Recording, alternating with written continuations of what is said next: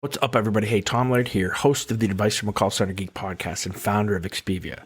For exceptional contact center outsourcing, trust Expivia.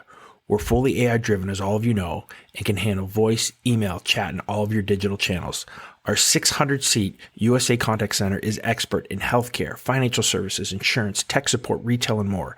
Experts on the NICE CX1 platform, we ensure seamless customer experiences. DM me or visit expiviausa.com for more. This is Advice from a Call Center Geek, a weekly podcast with a focus on all things call center. We'll cover it all from call center operations, hiring, culture, technology, and education. We're here to give you actionable items to improve the quality of yours and your customers' experience. This is an evolving industry with creative minds and ambitious people like this guy. Not only is his passion call center operations, but he's our host. He's the CEO of Expivia Interaction Marketing Group and the Call Center Geek himself, Tom Laird.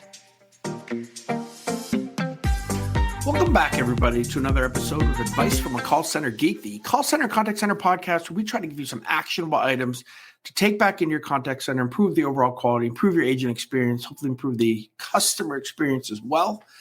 How's everybody doing? Excuse me. My name is Tom Laird. I'm the CEO here at Expivia Interaction Marketing.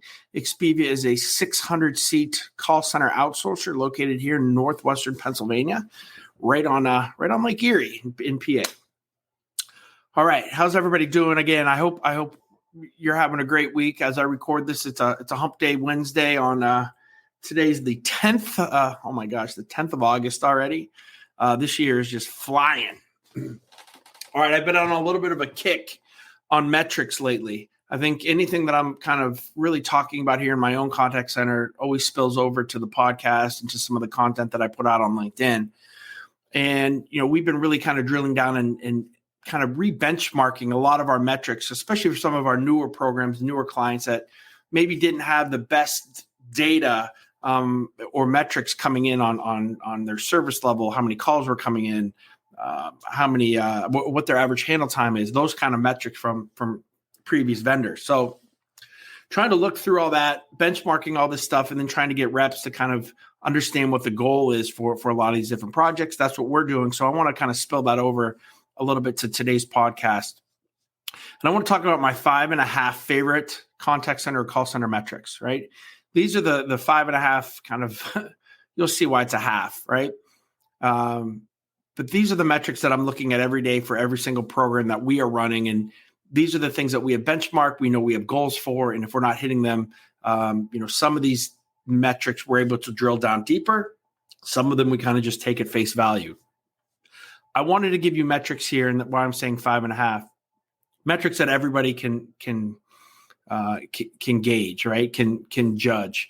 Right. These are not like crazy, some made up things that are going to take a ton of math to do. Right. These should be some core contact center metrics that everybody can have or should have in their contact center. If not, then call me. We got to talk because we got to get you a better platform. But let's start to get and jump right into this. So the first thing, and I believe the most important metric when it comes to customer support and really kind of is I don't want to say the end all be all, but it's kind of this overarching number that really starts you on your path to what is going right or what is going wrong is service level. And I don't think that that's a mind-blowing, statement really anywhere. But, for me, service level really starts to tell the story of where we are with staffing, with efficiency, with our handle time. Right? I can gauge so many things now just knowing where service level is, right, in relationship to where we have been with it or what day of the week it is, right? So let's start to say some benchmark things that I know always gets, a conversation started. I don't want to say an argument, right? Because I don't think it's that aggressive, but I know a lot of you guys disagree with this and I'm fine with it.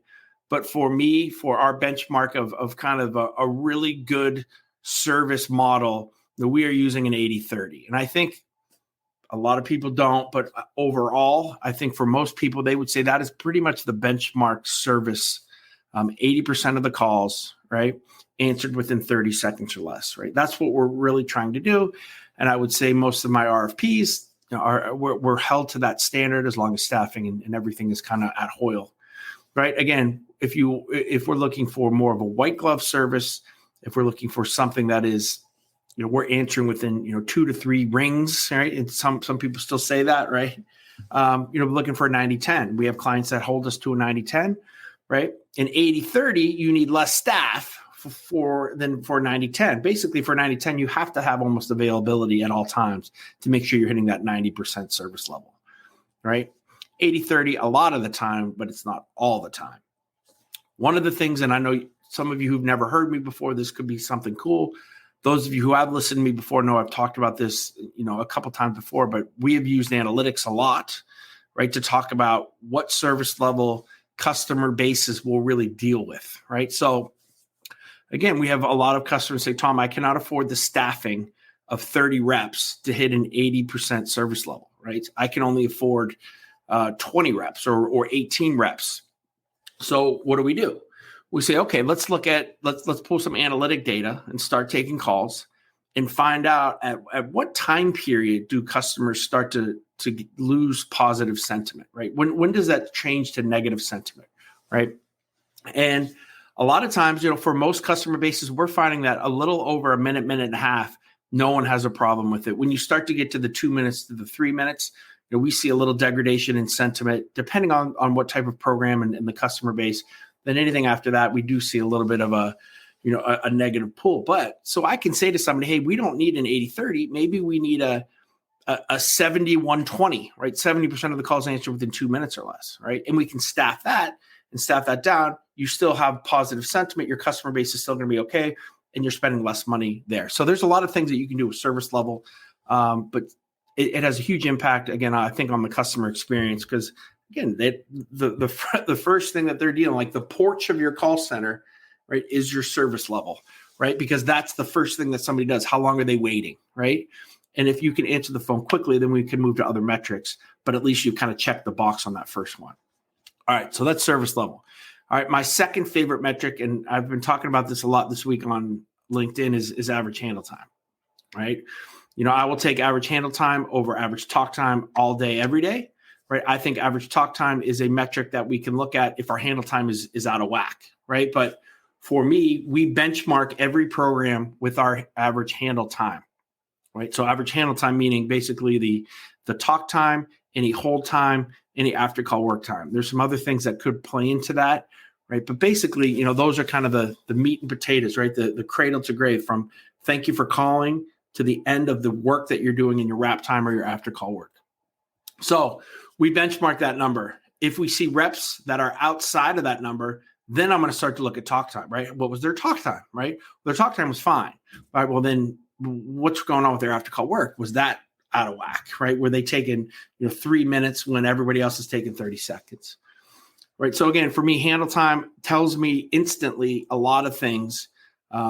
It correlates obviously directly to service level, and it's something that we make sure that we benchmark for every single program. All the agents know, and again, we're not like holding a stick and beating people up if they're not at that every single time. But again, this is something that we're benchmarking from. What were we last week? What are we today? What were we for the life of the program?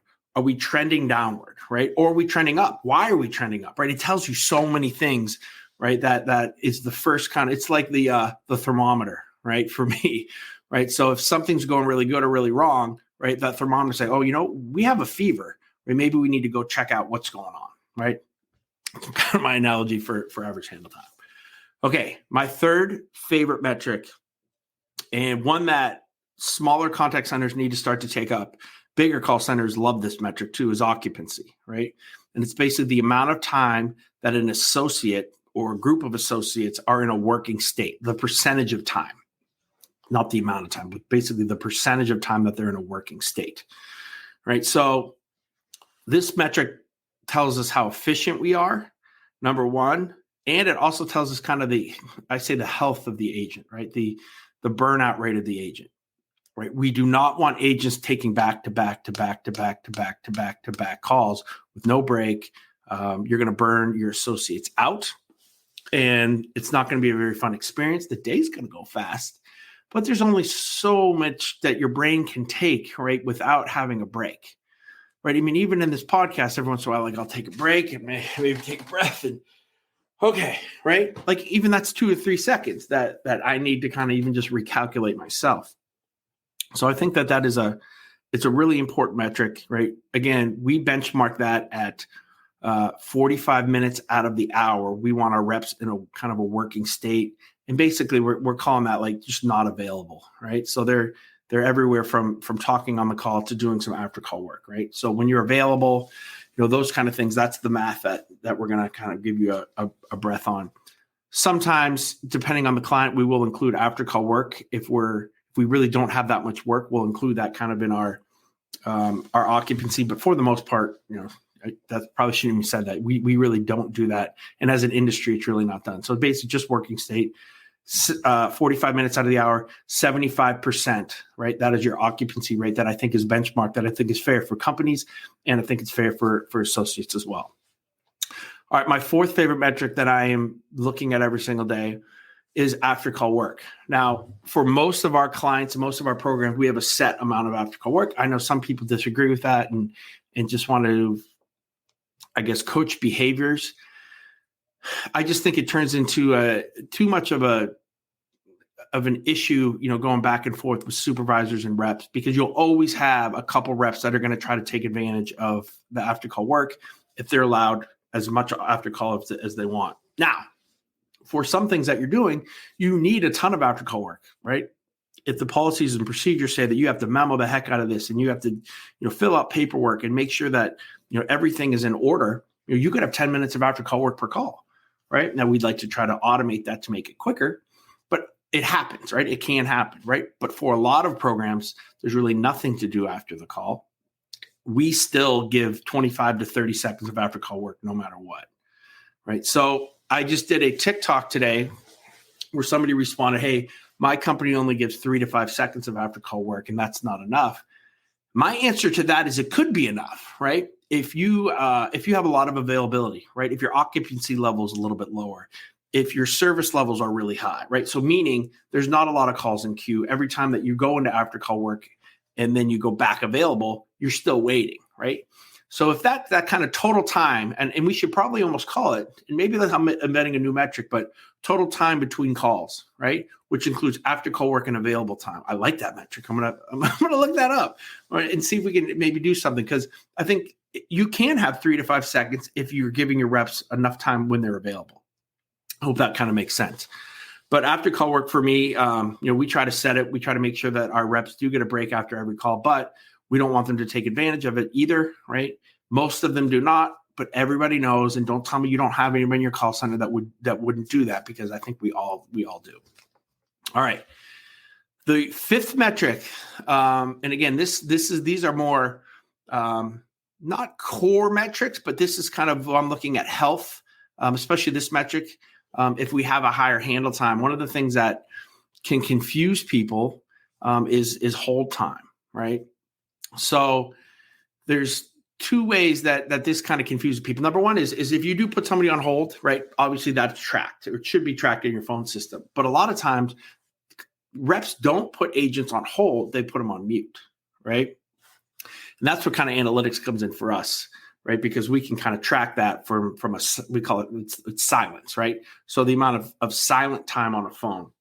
So again, this is something that we can really drill down to. We see a higher handle time. We're going to look at talk time. We're going to look at the after call work. And then I'm going to go and look at silence time. This is why I kind of call it maybe a half, right? Because I know a lot of you don't have that. But looking at hold time, and if your hold time is really low, right? And you don't understand why, why your handle time might be so big, and you see your after call work, a lot of times they're muting, right? And you got to make sure that you're checking on that, because mute time a lot of times is not tracked in a telephony platform. But that's something that I think is important too, to kind of differentiate the two and to kind of see if there's any issues, because that can really tell if a rep is struggling, right? If they don't know how to answer certain questions, if they need a little bit more training, that's important. An important kind of check mark metric as well. And then the last metric, and again, this was initially why I was going to say half, but I think that hold and that mute might be the half too, is sentiment scores, right? You guys that have listened to me, and we're probably going to end the podcast now because I've said it so many times, you've already heard it, but I think NPS and CSAT are overrated. I think sentiment scores from a customer standpoint and from an agent standpoint is extremely underrated, right? So it's amazing for me, and I love seeing when we do analytics and we benchmark a client, right? So let's say we get a brand new client and we have 25 reps, and we start to take customer or client customer sentiment scoring, and let's say they're at 47% positive, right? Pretty low, right? We're trying to get that thing up. For us, most of the time, if we can get that to 70%, 65 to 70%, that's in a really good place. And some are going higher, but that's about where we're trying to get. I think analytics, we're all trying to find out benchmarks for certain things too. But the cool thing is that we develop a plan instead of just having an NPS or CSAT that's low, and you end up like retraining agents and kind of, I think, going through a rigmarole of things that may not really help that CSAT or that NPS. With sentiment scores, what we can do is look at the entire journey, right? Because you're looking now at the trending keywords, right? Website issues, delivery issues, logistics problems, price issues, like all these things come into play so that you can actually develop a plan that is holistic to the contact center. And I'm sure the contact center has a lot to do with it. Maybe service level, wait time too high, or those types of things. And then move that 47 or 45% up to that 60%, not just on contact center, but looking at everything in that customer journey, which is why I really love that metric and really wish more people would start to get into that world instead of just blanket CSAT, DSAT, NPS, but understanding more of the holistic approach, looking at more of the calls, not just the happy people, the irritated people that took the survey or did the email. I think that's a really important metric. So those are my 5.5: service level, handle time, occupancy, after call work, hold time, and sentiment scoring. I'd love to hear what you guys think and some of the things that are really important in your contact center. But those are some of the things that we are looking at every single day, benchmarking for all of our agents, all of our different programs, all of our different clients, and things that I think can really help you do that as well. Hey, as I wrap this thing up, love to see if there's any possibility, if you made it this long, please join our LinkedIn call center tips and tactics group. Please start posting in there too, guys, right? Let's have some conversations in there. I don't want to be the one that's dominating that. And number two, I'd love to see if you guys have found any value in this. If you can please post some things on social media, more reviews on iTunes. I think that would be really, really helpful as well. So again, hope you guys found some value here. I'll talk to you guys all next week.